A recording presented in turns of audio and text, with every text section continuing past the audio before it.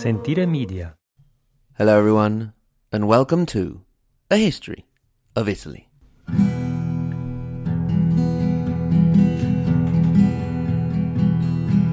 Special Episode 7, Liberation.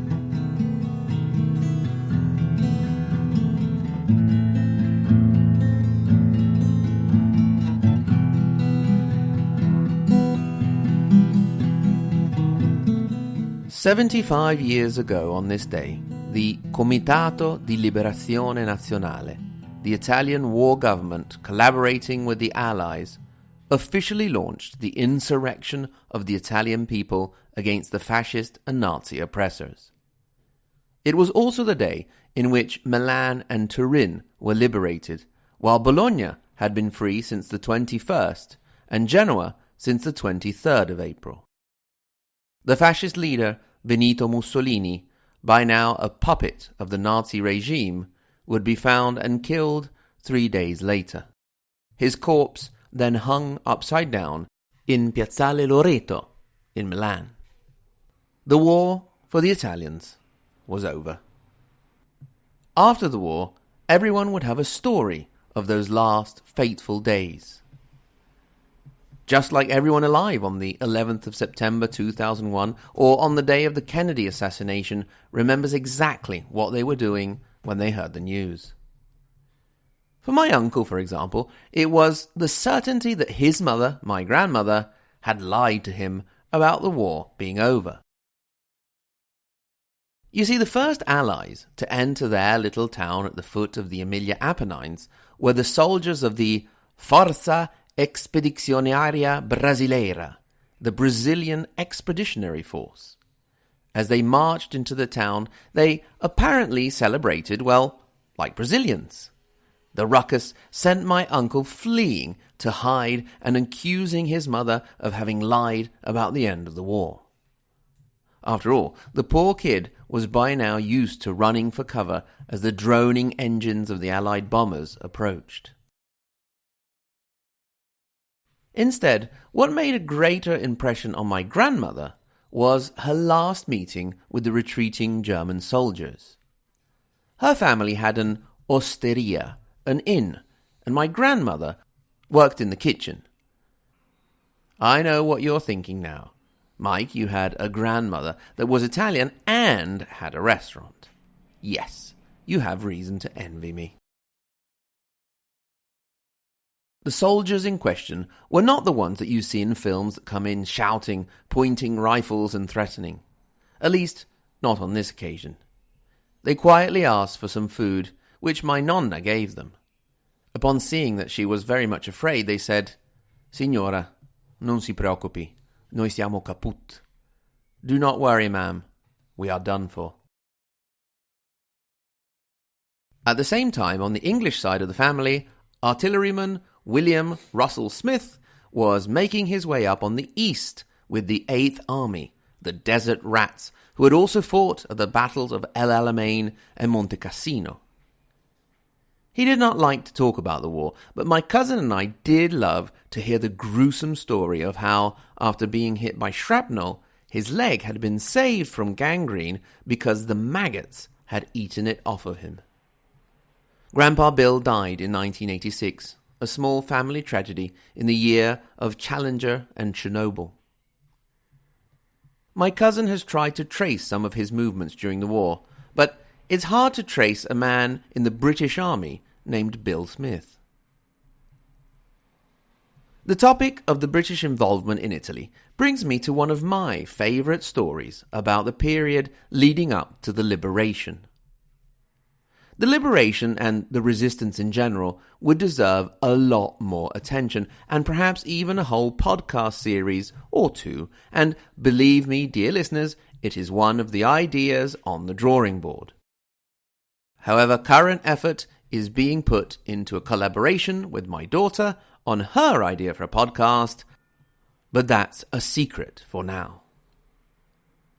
The story goes back a month before the liberation, with the Germans still holding back the Allies along the Gothic line, which followed more or less the northern part of the Apennines. One of the main command centres of the Nazis was in a small town called Botteghe, in a villa that had been requisitioned by the army. They had maps, intelligence, and communications there. Obviously, this was a prime target for the Allies and the partigiani, the partisan freedom fighters in the area. They were operating in the mountains with men and support from the British SAS under the command of Major Roy Alexander Farron.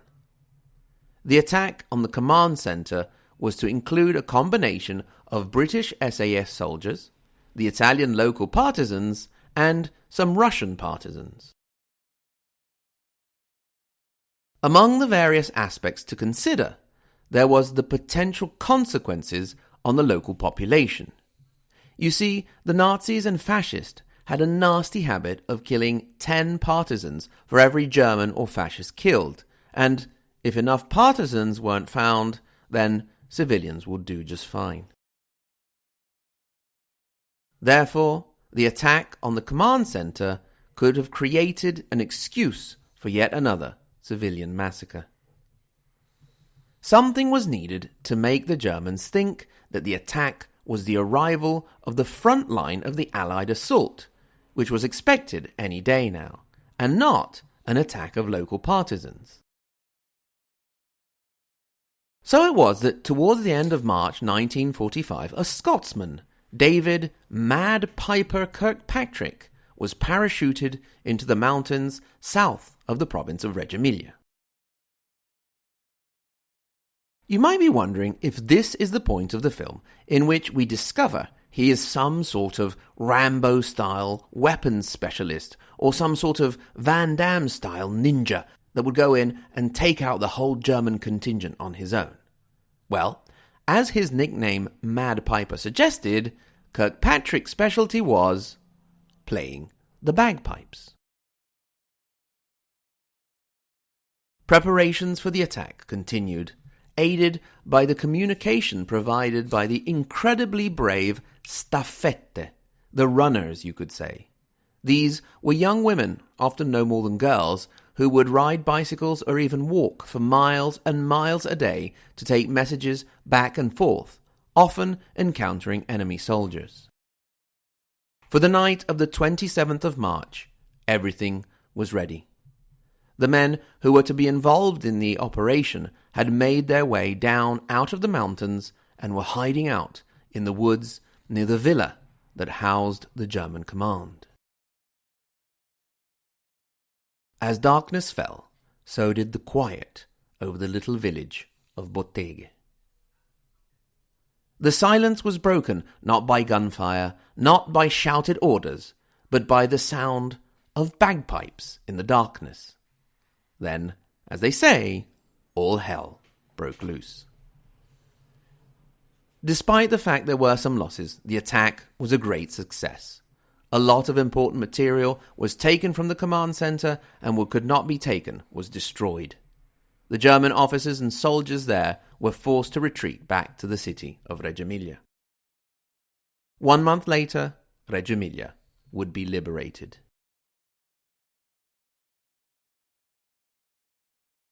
David Kirkpatrick was discovered relatively recently in 2010 by a local journalist, Matteo Incerti, who brought him to Reggio Emilia, and he was awarded honorary citizenship. Unfortunately, this year, we cannot celebrate our liberation on Saturday the 25th as we usually do. We are waiting for a new sort of liberation, not from an oppressive political regime or foreign invader, but from a virus. If all goes well, our new partial Phase 2 liberation will be on the 4th of May. The numbers are slowly descending. Obviously, it will be a partial liberation, and if we need to do more, we'll resist. It's pretty easy to resist in a warm house with plenty of food and Wi-Fi, and not foraging up in the cold mountains under threat of a Nazi sweep. One of our favourite ways to celebrate the 25th in the past has been to go to the Cervi Museum for the festival of the anti-fascist pasta. Of course, it's very Italian to celebrate everything with food. The museum in question was created from the old farmhouse of the Cervi family. These were 7 brothers from a small village just outside of the city of Reggio Emilia who had been involved in resistance activity even before the start of the war.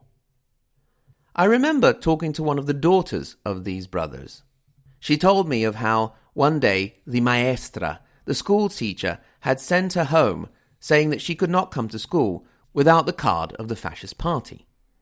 Her father sent her straight back to school, telling her, "If the maestra has anything to say about it, tell her to talk to me." The activity of the Cervi increased in September 1943 after the first fall of the fascist regime, but their activity did not last long. As they were all captured, the 7 brothers and the father Alcide, in November of that same year. They stayed in prison until the 28th of December. The night before, a fascist official had been killed in a nearby village. In retaliation, all 7 brothers and a deserter were killed by a firing squad. Father Alcide Cervi remained unaware of this, and when an Allied bomb destroyed part of the prison, he managed to escape and make it home. His wife, Genoveffa Cocconi, and the daughters-in-law knew about the fate of his sons, but since he was in ill health, waited for him to get better before giving him the news. The poor mother, unsurprisingly, died the year after her 7 sons. Alcide Cervi went on to be celebrated and didn't die until 1970. In the early 2000s, he was even celebrated by Silvio Berlusconi, who expressed the desire to meet him. Obviously, at that time, it was no longer possible. As well as events such as the anti-fascist pasta at the Cervi Museum, there are other activities also on an official political level with ceremonies and commemorations. Although some recent leaders, such as the aforementioned Silvio Berlusconi, have been criticised for not always attending said festivities. If there is perhaps a symbol of the 25th of April, Liberation Day, above all others, it is the song Bella Ciao, made famous worldwide recently by the Spanish show La Casa de Papel, Money Heist. Among the many touching episodes we have seen recently during the COVID-19 crisis, such as Captain Tom's 100 laps around his garden, was the British Firefighters Union doing their rendition of Bella Ciao in honour of the Italian firefighters and all those worldwide affected in this period. However, the song can be perceived as being quite divisive, as can the resistance in general. Some point to the fact that the political left have attempted to monopolize the Italian resistance and refuse to admit any of the crimes that were committed by the partisans during and especially after the war, of which there were indeed. Despite this fact, the song does remain as an important hymn to democratic values against oppression. I have a wonderful image of a group of brave old ladies singing it at the top of their lungs in a recent public meeting of Forza Nuova, an Italian neo-fascist movement. The song itself, the lyrics, aren't overtly political. Perhaps a bit sexist. Indeed, the title means Goodbye Beautiful in the feminine, ignoring the great contribution of women to the resistance and liberation. But I suppose it was the 1940s. We can't expect much more. The gist of the lyrics is as follows, each verse first followed by what you could call the chorus, or Bella Ciao, Bella Ciao, Bella Ciao, Ciao Ciao. One morning I awoke to find the invader. O partisan, take me away, for I feel I will die. And if I die as a partisan, you must bury me. Bury me up there in the mountains, under the shade of a beautiful flower. And the people who pass by will say, what a beautiful flower. This is the flower of the partisan who died for liberty.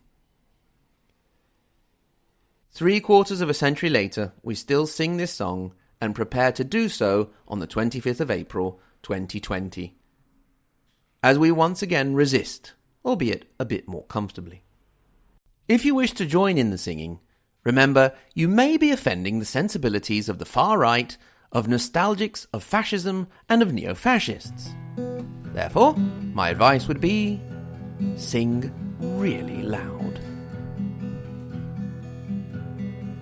Una mattina mi son svegliato, oh bella ciao, bella ciao, bella ciao, ciao, ciao. Una mattina mi son svegliato e ho trovato l'invasor. Oh partigiano, portami via.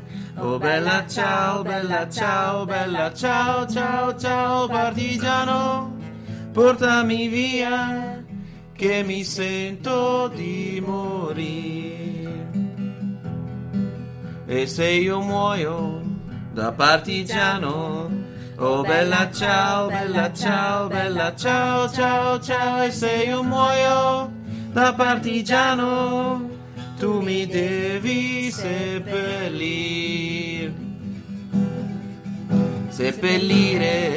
lassù in montagna. Oh bella ciao, bella ciao, bella ciao, ciao, ciao. E seppellire lassù in montagna, sotto l'ombra di un bel fior. E le genti che passeranno, oh bella ciao, bella ciao, bella ciao, ciao, ciao. E le genti che passeranno mi diranno che bel fior. E questo è il fiore del partigiano, oh bella ciao, bella ciao, bella ciao, ciao, ciao. E questo è il fiore del partigiano, morto per la libertà. E questo è il fiore del partigiano, morto per la libertà.